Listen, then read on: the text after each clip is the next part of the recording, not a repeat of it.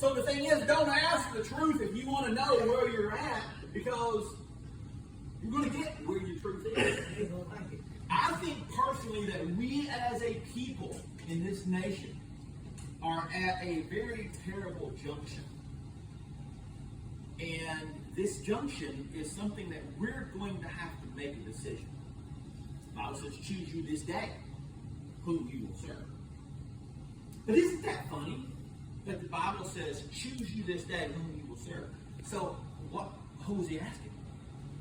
Do you serve you? Or do you serve me?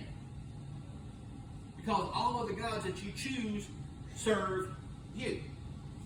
Think about it. Every God that you serve, you think. And I was reading, I've been reading about these things called possessions.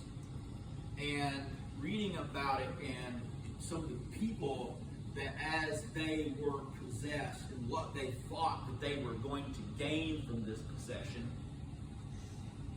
how there is a price that they have to pay.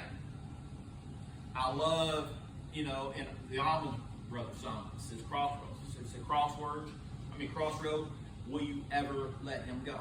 The story goes back is that they go back to the crossroad and try to renegotiate that deal.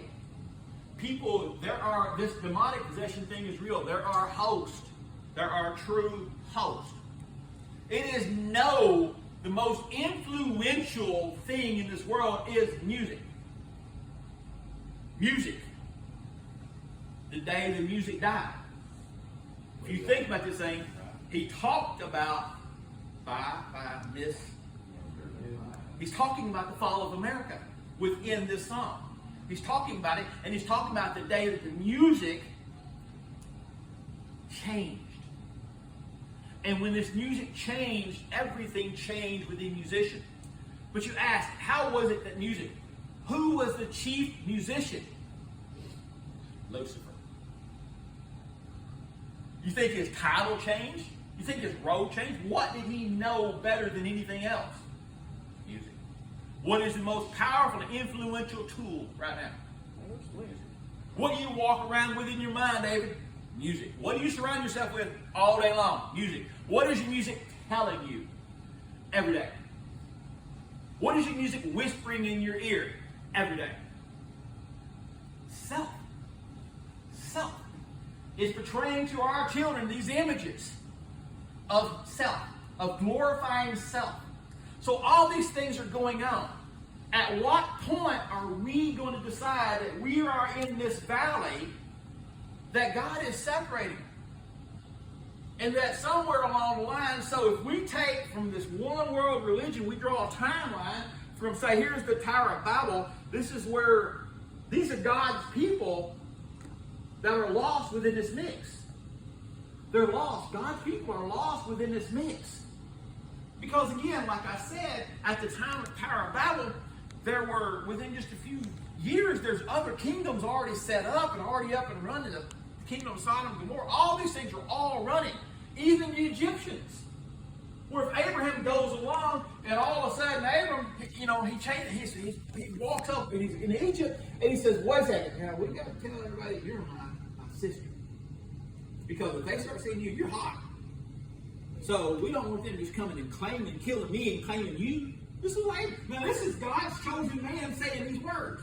Now you think if God chose you and called you and told you he's going to do these things, and all of a sudden you think that God is going to tolerate them taking Sarah or Sarai? But see, even God's chosen man had weaknesses. He had faults, had flaws. But the thing is that God does not care where you're at. He cares where you're going, and are you ready to go there? He takes you as you are. We try to fix ourselves up. God took Abram, who's a flawed man, even to the point where he hid in the cave. If God tells you to go somewhere, God says, hey, on the way, you're going to meet this little cave there. Now, don't you go hang out there because people want to try to kill you. If God told you to go somewhere and told me to go climb up, he said, well, while you're there, I'm going to go ahead and kill your daughter. And I ain't going. I ain't going. I ain't going to go. If God ain't going to protect me, then I ain't going. But if God's going to send you somewhere, God's going to protect you. He's going to take care of himself. So here we've got this parallel of where life is at. And we're moving towards this journey, this destination towards Sodom and Gomorrah. And the defining features of Sodom and Gomorrah was what? What was the defining features of Sodom and Gomorrah? What destroyed them? Huh? Yeah. The sins of the flesh. The fornication. Even to the point of saying, hey, send them out to us that we may know them. That was what destroyed all of this. God wiped it out. But here's this thing, is that we are moving to this point. So if we drew a timeline, would we be closer to the Tower of Babel? Or are we moving? I think personally, if we took the Tower of Babel here, if we took Sodom and Gomorrah there, and then on the other side of everything is Canaan, God's promised land. So the thing is that for us to get there, we have to pass through what?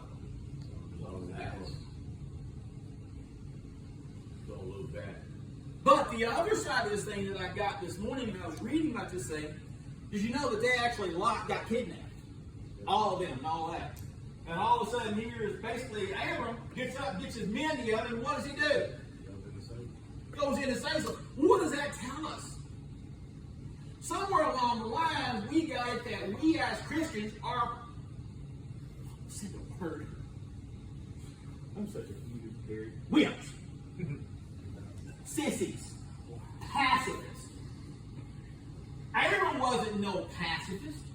Abram didn't sit there and say, oh God, please deliver my brother-in-law. My brother, I can't remember what he was made. But he didn't say that, did he, Pat? What did he do? He went up and saved his family. Here's a man who saved his family. Was it Sarah that went out and saved his family? This is the problem with men nowadays. We don't want to save our family because we want to serve the path of what? When a man puts his family above everything else,